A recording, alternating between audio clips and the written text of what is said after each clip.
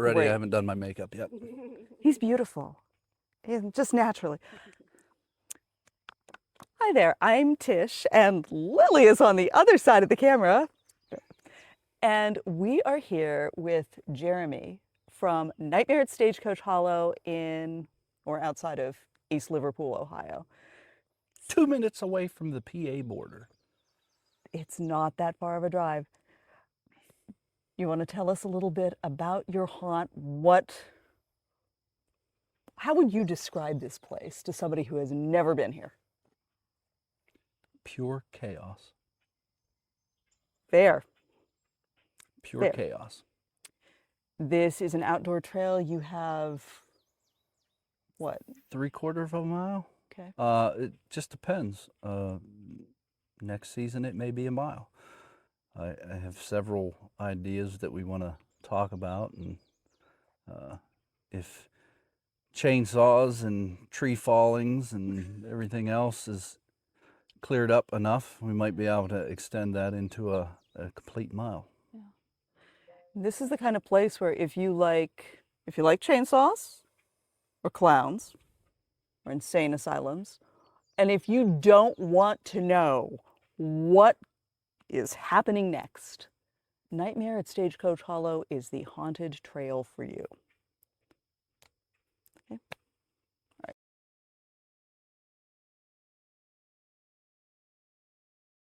So I am here with Noah, but he's not really Noah at Stagecoach Hollow. Tell me about your alter ego. Well, I started doing haunts back in 2011 when I was 13. I probably was a little bit too young to be starting them. But pretty much Jeremy, who you'll meet later, called me up and was basically like, hey, do you want to do something that you've never done before? Be some of the most fun you'll ever have. So I agreed. Probably a bad idea, but besides the point. So I did it. I started in a clown room and everything, and for years on I did clown and everything. I loved it. Never looked back. Ever since then, I just wanted to continue to do it. I got obsessed with it. Pretty much all I ever would think about as a 13-year-old is the haunt, what we could do next year and everything. And then we started helping back in 2019 with The Hidden, which great people there too. Chris, Dawn, and Ronnie, amazing people. We assisted them in a year. And me and Jeremy did a Leatherface scene. And Jeremy didn't really give me any warning. Similar to his story, he showed up and was like, hey. I can't imagine. Yeah. I can't imagine that he wouldn't tell you what to expect. He said, hey, you're going to do chainsaw with me. I was like, why? He was like, because you've done it enough, you're going to do it. I was like, okay, great. And that year there was some difficulties with certain things. So probably half of the season, Jeremy had to run off and go do something. So I was by myself, learning how to do everything, trying to take in everything he was telling me to learn. Well, that's how my character for the haunt started to come about, because back then we didn't have the budget like we do with the saws and everything. Yeah. So we just got whatever saw we could. Pretty much, Jeremy was getting mad because pretty much every new saw he'd give me, I was nervous, so I was pulling the cord a lot more than I should have been. So I pulled the cord, ripped out, I'm not lying, probably 10 chainsaws cords. And end of the season, Jeremy's like, hey, we're gonna switch it up. He's gonna go back to his character. I gotta come up with one. I was like, oh, great. So we did it. We did our face paint and everything, did our thing. End of the night, he was like, you need to come up with a name. I said, I got nothing. He was like, you gotta come up with a name. He was like, I already have my name. You gotta come up here. I was like, great. Next season, we come down on the Stagecoach where we started this. Before we started doing it, he goes, hey, I have your name. I was like, great. I was like, what? He was like, it's gonna be Ripcord. I was like, perfect. Yeah, I was like, perfect. Great. I was like, thanks. Mm-hmm. He was like, well, if you're gonna keep ripping chainsaw cords out, that's how we're gonna remember you. See, it could have been so much worse though. You think about all the things you could have done. Well, the fun fact is his first idea, which I shot down quick, was Dinky. And I was like, No. like you, I started out as a clown. No, No. I can't do dinky. So people run from chainsaws, Yes. but there's still an art to doing a chainsaw scare. Oh, yeah. It's not just Yeah. look at the chainsaw. How do you structure a good chainsaw scare? What do you do to make people pee their pants? So some of the stuff we do with chainsaws is obviously the rip of the cord and everything, the sound and everything, but we also don't necessarily try and go for, when me and Jeremy do it, we look into more of an aspect of like, why does it bother people? Obviously we try and like plan out how we do it and everything, but it's not necessarily the sound, but obviously with like, because to get like scientific or like technical, whenever you hear one, obviously like if a bug flies close to your ear, you feel the vibration. Yeah. That freaks people out. Same with chainsaws. We don't get close, but we do enough to where you can feel, you can hear it. It's the sudden like jump of the saw starting up and like the vibrating of your ears and everything. Yeah. And with other factors, which people don't realize, we go to other haunts and like they just have them running around. The lighting is also a factor. Like you have different like strobe lights going on and everything that's messing with your eyes and everything. So what does that do? It takes away your sight. Right. So what are you going to rely on? Your sound. So what's it? Okay, how are you going to mess with your sound? Okay, you got to bring in a chainsaw because you're going to feel the vibration. You're going to hear it. It's going to instantly jump everything up. So now you have resort to whatever senses you have. But that's when fight or flight kicks in because your fight or flight's already heightened because of you can't see. Right. But then with the sound and everything, now it jumps up to the next level where, and Jeremy will explain too, that's where the whole, like, if you get punched or people run or some people pee. Really? Really do that? Do you have a favorite scare, a memorable one that you pulled off that you're like, yeah, this is one for the books? I don't know about a memorable scare that I was like, that was good. The most memorable scare I've ever gotten, so there's two actually. I just thought of the second one, but the one that I was thinking was most memorable, I partially blame Jeremy. I scared a girl. She takes off running. Our instincts are, we're gonna go after her. Yeah. So I go after her, but where Jeremy's hidden, he can't see. They can't see. He comes out, starts his saw. She turns around, starts running back, doesn't see me behind her, clocks me in my jaw, and I blame Jeremy because she scared her back to me and he punched me. Second one, it's not even a scare of mine because we have endless stories, but another one is, one thing for our haunt is we give everyone ideas, we don't give them scripts though. Same with us. We don't go off a script. If something happens, it happens. And what I mean by that is if a chainsaw doesn't start or something, you gotta improvise. Yeah. Something that happened with Jeremy that I probably peed because I was laughing. I think it was like year one. I went after a group. They took off running. Jeremy realized how fast they were coming, so he had to get out quick. He started his saw, tripped and fell, landed on the saw, and he started trying to bite their feet.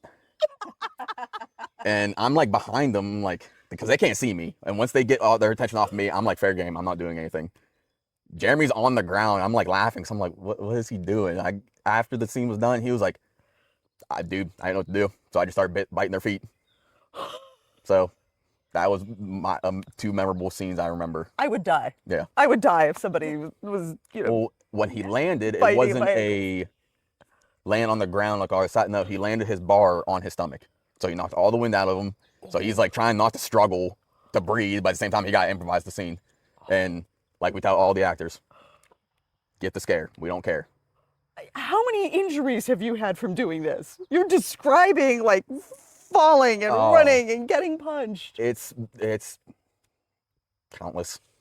It's become a thing that during build season and haunt season that I usually always leave bleeding. We have to have a pretty much an extra fund for Jeremy's braces just so he can get a new knee brace or ankle brace or back brace. But it's like some people would talk, like, it's whatever you do to get a scare. You throw yourselves into it, literally. Literally. Like, We yeah. had one year, we had, actually, this was Jeremy's idea. We had an outhouse, and it was just for scene. And then we got to the idea of, I'm just going to start kicking out the door. Well, the door, something happened, and the door ended up hitting me back. And just part of the haunt, part of the scares. We tell the actors, don't hurt yourself, but if you have to get a scare, get a scare. Yeah, this is one of those places you never really know what's going to happen next. We tell everyone, if there's a different spot you can try, go ahead, try it. Don't, if you want ideas from me and Jeremy, go ahead and ask us. If you want a premise of your scene, because you don't know what to do, that's fine. Yeah. But after that, do whatever you want. So is there anybody that you model your performances on? Any horror movie, monster, villain that you have in mind when you're being Rip? Yeah. One of the voices I do, I just started doing it one haunt season because to just mess with people was ended up doing, it sounded like Beetlejuice is what everyone said. Nice. But if it was one that always stuck out to me, and it's more like for monologue purposes, it's not for, but it's for how he acts too, is from a Rob Zombie movie, 31, Doomhead. Yes. Yes. That, like, his monologue in the very beginning, I think one year me and Jeremy had that whole movie down, like, front to back, because he's one of the ones that Richard Brake as Doomhead was just a great performance. Yeah, and that it fits so well with this place and how it feels. Yeah. So for anybody who wants to be a haunt actor, what advice would you give them? To not be scared to do it. When I was younger, I was in a school where it wasn't the cool thing to do. You would get, I don't want to say picked on or made fun of, but like, you'd be considered like a weird kid for doing it because you gotta go out of your comfort zone. Like, when I started, it was being a clown. We take that very serious for the simple fact of, we do it around my neighborhood, obviously. I went to high school close to here. So all the kids I went to school with were coming. Then I had to go see them in school. And they're like, well, that's the weird kid acting in haunts. But when it comes to the family and the bond you build with everyone, Yeah. it's second to none. Yeah. Like, but looking back now, I wouldn't have ever stopped. And those same weird kids are coming, those kids are coming here Yeah. saying you're the weird kid, but they're paying to get scared by you. Yeah, and now they look back and see, at least, I can't speak for Jeremy, but see me and Jeremy doing all of this, and now they're like, oh, that's really cool. It's like, yeah, because don't judge someone until you actually, because once I describe what's happening and how much goes into it and the work and like you'll probably also hear from Jeremy, the bond it builds, Yeah. it's second to none when I say that. Yeah. We all seem like freaks and everything, but like I said, you can't beat the family you build. How many years have you been doing this? 2011, so about, what, 15. Yeah. Wow. Yeah, So about half your life? pretty much, yeah. 28 now, so started when I was 13. Wow. Started when I was pretty much my niece's age. Yeah. And we're here, it's the end of June.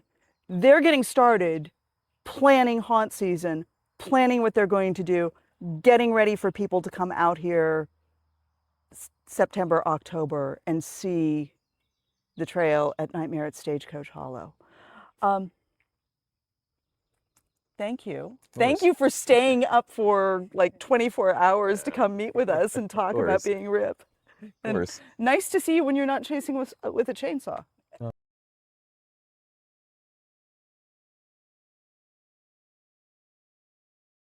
Only see this at night, but this I just cut, and I just cut most of the trails last week, but this grass was literally that tall.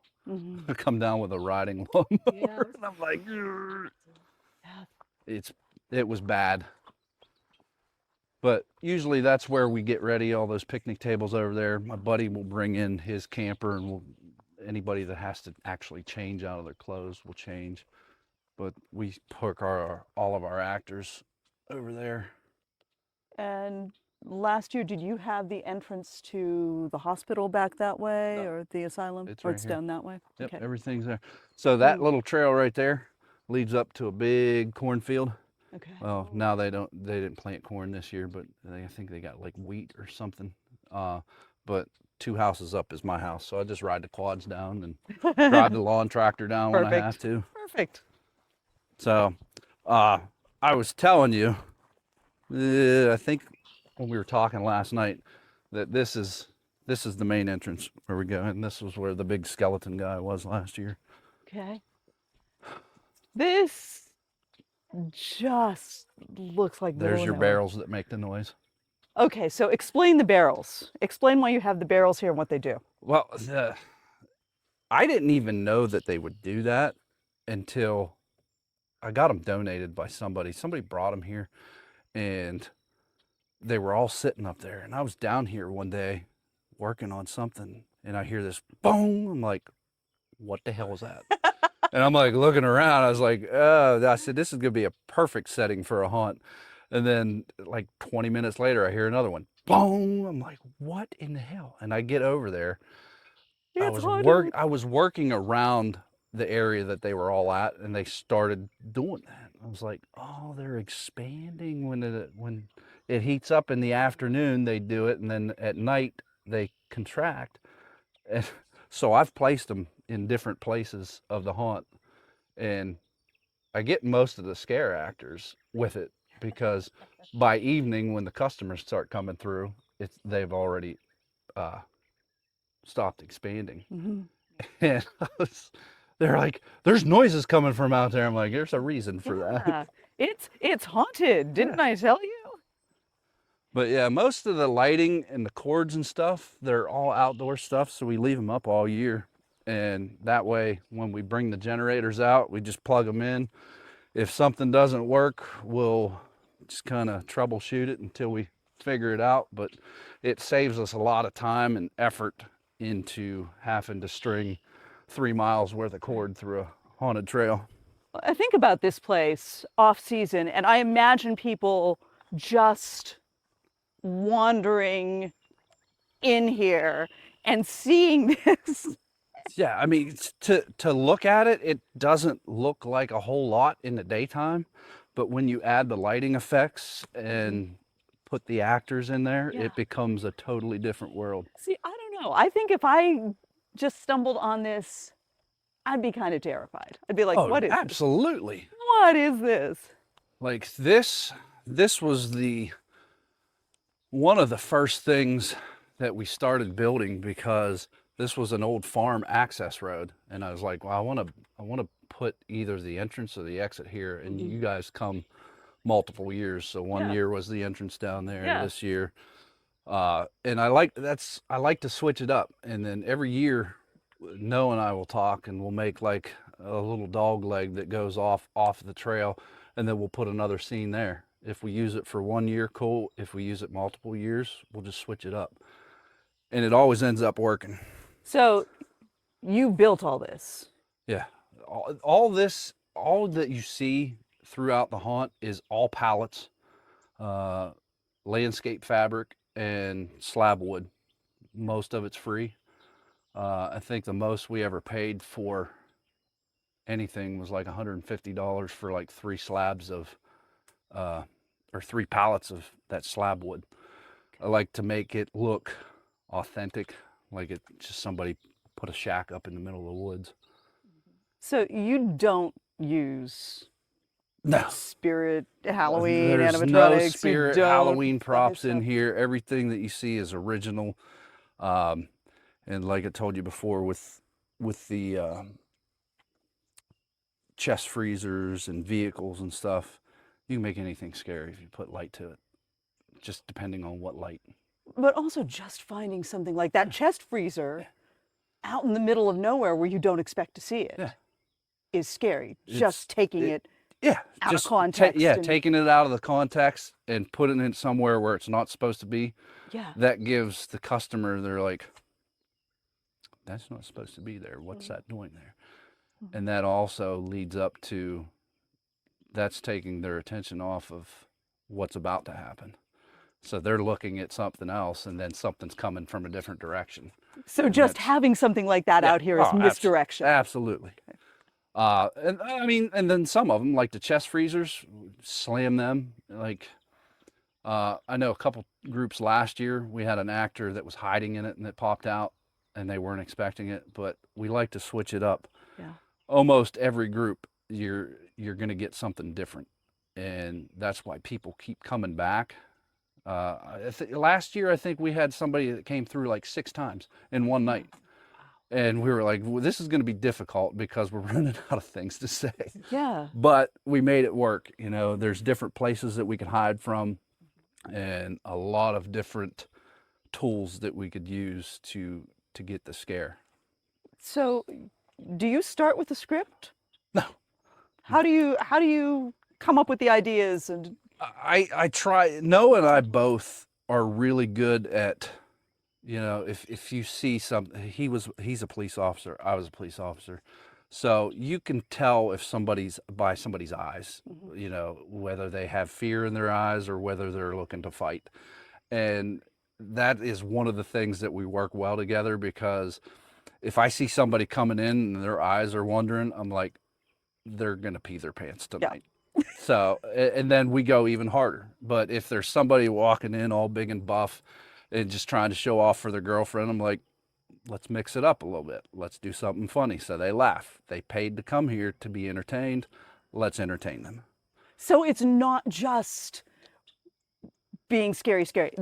I think of Stagecoach Hollow as one of the scary places on our list, but you're not only scary. I like to add a little bit of comedy. It was kind of funny, and I know I probably shouldn't say this on camera, but I was in the middle of a group one time, and the group had come up to me a little bit faster than what I thought they were going to. And Noah was behind me, and I bent over to pick up my chainsaw, and I passed gas, and it was funny because it went, and I looked up at the group and I said, my chainsaw backfired. And they were like, huh? And then I started it and they took off running. So that's the kind of ad lib that we do, you know, like Noah was saying before, that when I fell, he knew that I was going to do something. He just didn't know what I was going to do. And at the time I couldn't breathe. It felt like my rib was popping out of my chest, and I just started attacking their feet, and they were all like, oh my God. But, it was hilarious. And he was like, I never thought in a million years that you'd do something like that. I said, what was I going to do? Roll over and die? I said, that would have ruined everything. I would die if somebody came at me trying to bite my feet. I would. did. I actually had a piece of shoelace in my mouth, but I always tell the actors, and we've instilled that, you know, this is not a touch haunt, but we are going to make you very uncomfortable with what we do. Yeah. Yes, I can vouch for that. Like Lily and I can both vouch for this. You get close. Yes, absolutely. You get close. Where did the idea for Stagecoach Hollow come from?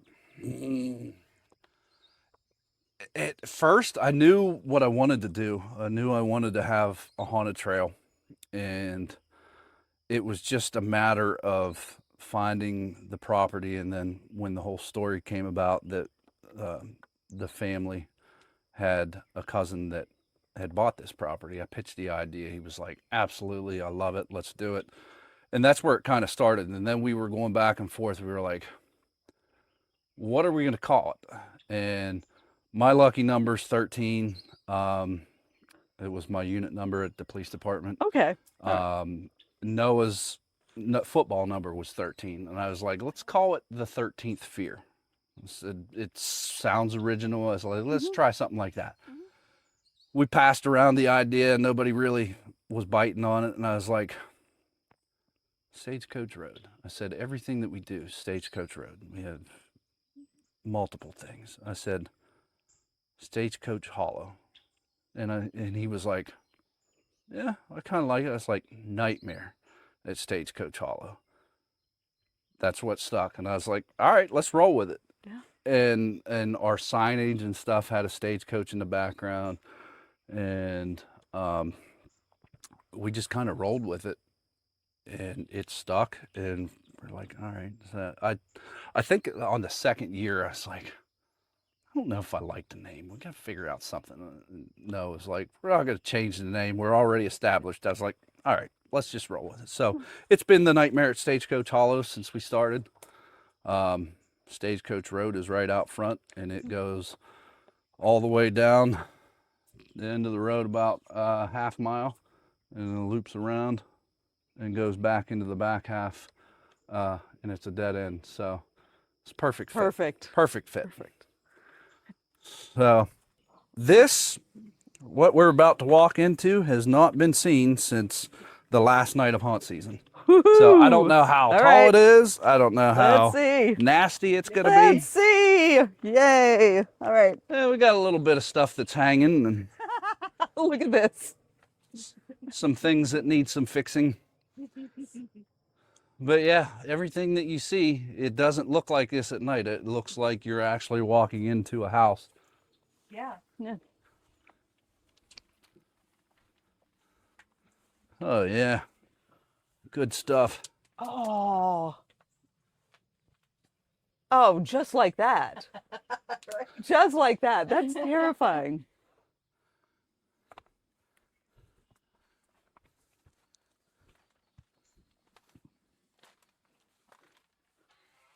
Look at this.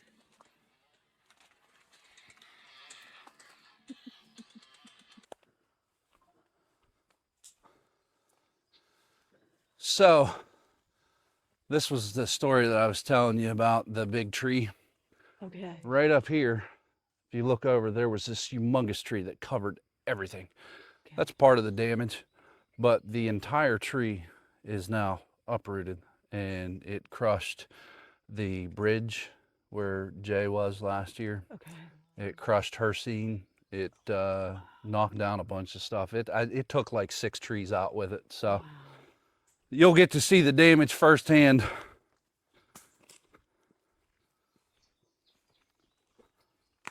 There's some stuff that fell off of there. So when you started planning Stagecoach Hollow, did you say to yourself, just going to use found objects, stuff I can build? Yeah, because, I mean, obviously I'm not financially wealthy, and I knew what I wanted to do, and I was like, I don't have the money for that kind of crap. So I was like, anything that we can find, I said, we can make scary. So people just started, like, if they were getting rid of scrap, like I found some grills that somebody brought down, and I painted those up and just put them in different places. And then as the years went on, more people would donate things that they were just going to get rid of. And I'm like, you know, I like junk, so we'll put it in places that it works best. But yeah, that's how big the tree is. Wow. Massive. Wow. It took out Damn. everything. That. But it did not crush my fence. And my light's still up, so. That's amazing. Wow. Yeah, look how big it is. Holy. Oh my God. All right. It's bad. Yeah, I was cutting grass the other day, and I come back to this. I was like, oh, a tree fell, and then I got off the tractor right here, and I looked. I was like, oh, it's the big tree that fell. The tree fell. Wow. So the idea of, you know, the first scene there, and then it's not as intense, and then you have this little walk to decide whether or not you want to continue. So I made the last chance to turn around sign right here, and then through this curtain, it's going to be 100%. Do you have people chicken out? Oh yeah, yeah, it happens. I'd say at least 10 times through a season.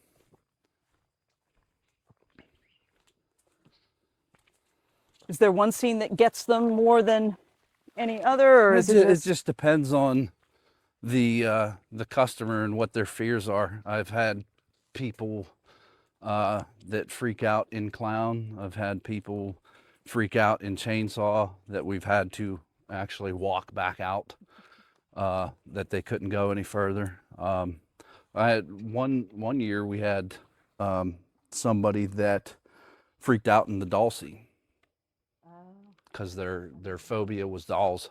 I can see that. I can see it. Hey, this is the kind of stuff that I find and I keep. If I'm down in the woods or something and I'll find a deer skull or something, I'm like, yeah, we'll use that at the hunt.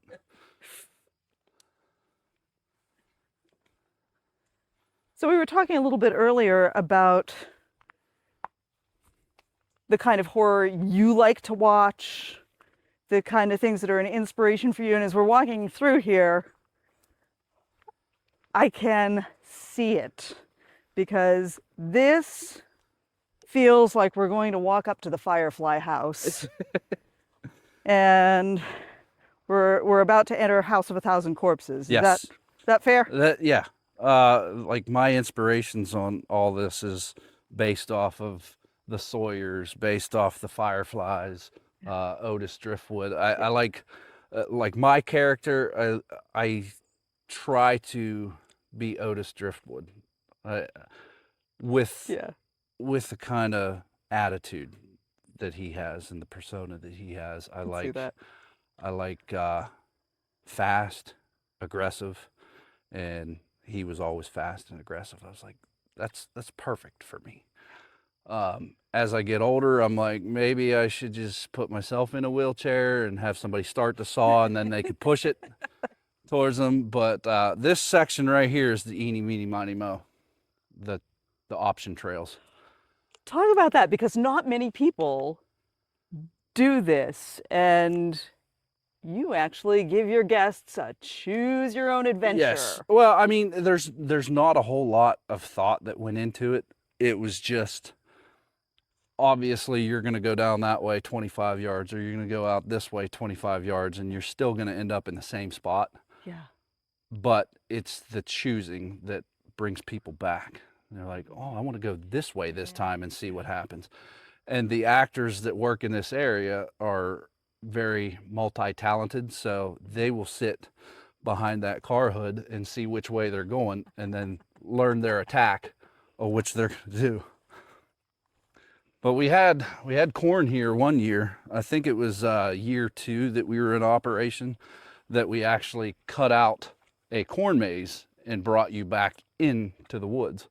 So you had the option of either going into the woods or going through the corn maze. I don't know which would be worse.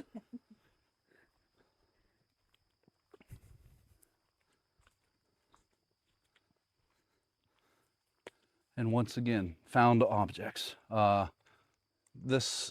of this stuff was donated by Dave at Freddy's Haunts. Yeah. Stuff that he wasn't using, he lends us, and stuff that we're not using, we lend them. It's all about helping each other out in the hunt industry. Like, I'm not out to compete, or we're not out to compete against anybody. We want to see everybody succeed, and everybody has their own ways of scaring people. Well, it seems like it's a really supportive community, and people do kind of help each other out. Oh, I love this. This is your favorite area right here. The path of the righteous.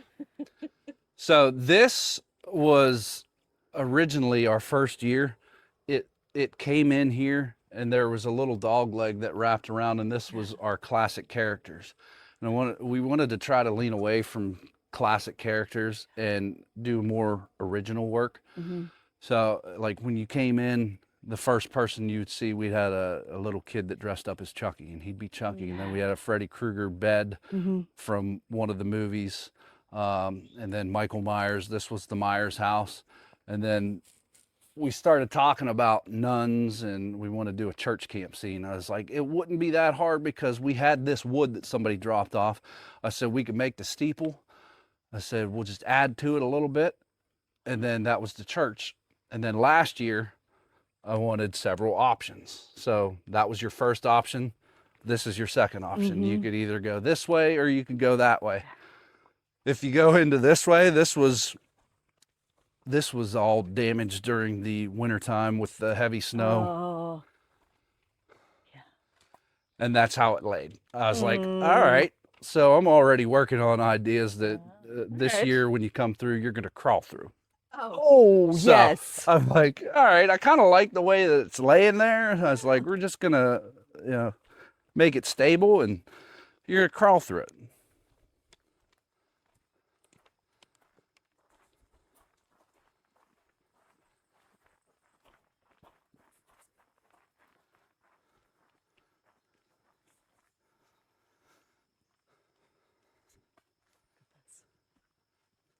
Just everywhere you look, there's like some little creepy thing. Oh, there's creepy stuff all over the place. Yeah, the winter was definitely not our friend this year. It That was a bad winter. it destroyed a lot of things. I came down the other day, and this tree fell, and it went across here, so I cut that up. I was like, I don't want to have to navigate through a bunch of crap, but Yeah.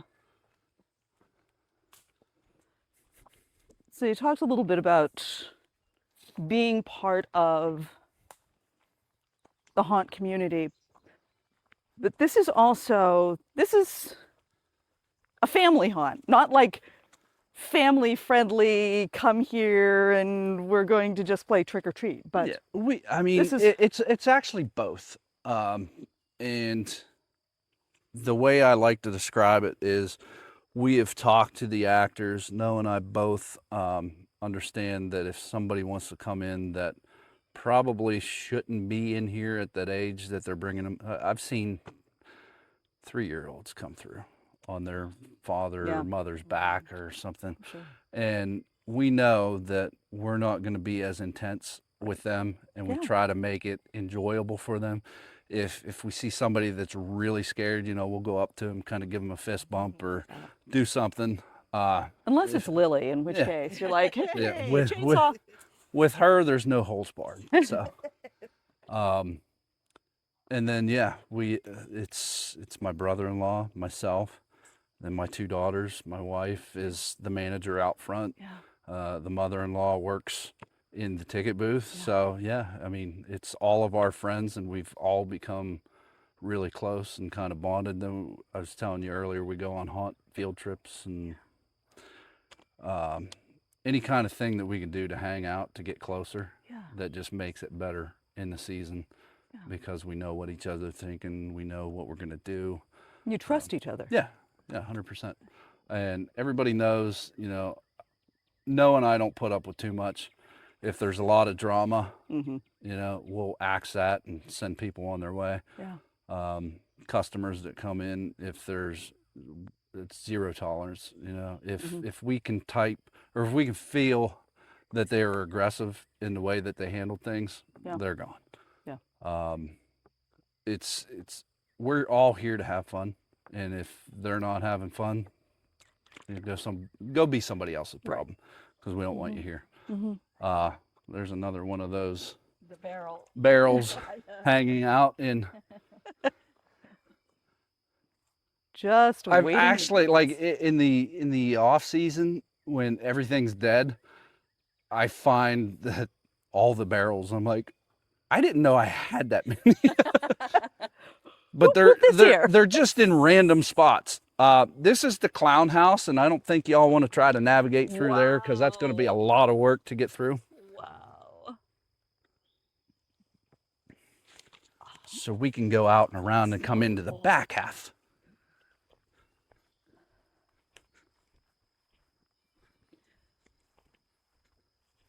So clearly you're fighting against the weather sometimes. Yes.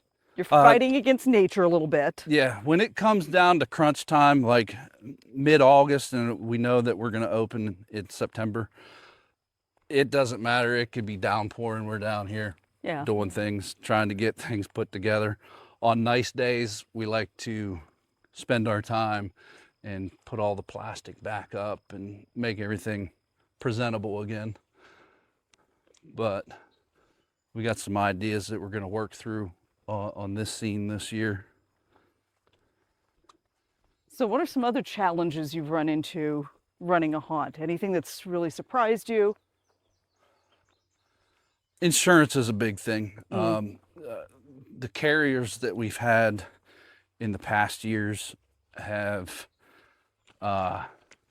since decided that they're not going to cover haunted attractions, and it becomes difficult. I spent this year, I think I talked to 50 different carriers trying to find an all-year coverage because we have to be covered when we're down here working.